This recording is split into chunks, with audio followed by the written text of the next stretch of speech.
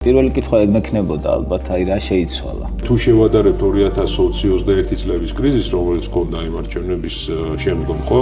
მაშინ თითქოს მარტო პოლიტიკური პარტიები იყვნენ ცალკე დარჩენილი. დღეს საზოგადოებაც არის, ჩვენი პარტნიორი ქვეყნებიც და ასე ვთქვათ, პოლიტიკური ძალებიც ყველა თითქოს შეთანხმებულია, რომ არალეგიტიმურ რეჟიმთან გვაქვს საქმე. მაგალითად, იყო ხა სალვადორ ჟობოშთან ყველა კოალიციის ლიდერი შეხვდა.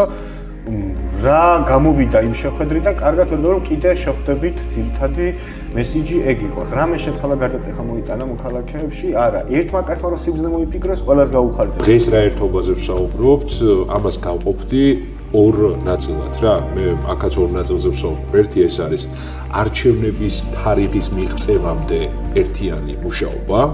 და მეორე ეს არის არჩევნებში მონაწილეობა საერთო სიით. ხელისუფლების სტრატეგია და ერთ-ერთი აი პროპაგანდის ეს არის, რომ ესენი მაინც ერთნი არიან. ამ პოლიტიკაში რო გავიაროთ, ყველა 80% ადამიანებისაც, ვინც აქტიურ პოლიტიკაში არის, ასე თუ ისე შემხებლობა ჰქონია ნაწილი. მეორე ჯგუფია 20%, რომელსაც შემხებლობა ჰქონია კოცებთან. ხო? მართლა ის რომ ახალი და არსად პარტიაში არ ყოფილა, მე მგონი მართლა ცოდნიანი მართლა. ნელიას ვიკეთებ.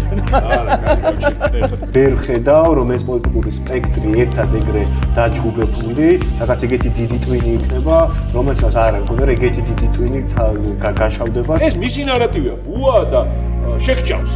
არ შეგჭავ, დათო. არ შეგჭავ, ჩამოვარდოთ ერთმანეთს ხელი და გავაგდოთ ეს ბიძინა აქედა, მაგას გეუბნები. შეგჭავ? აი მე შეგჭამ შენ. არ ვიცი, დამოსაჭრელი დაკარდელაშა.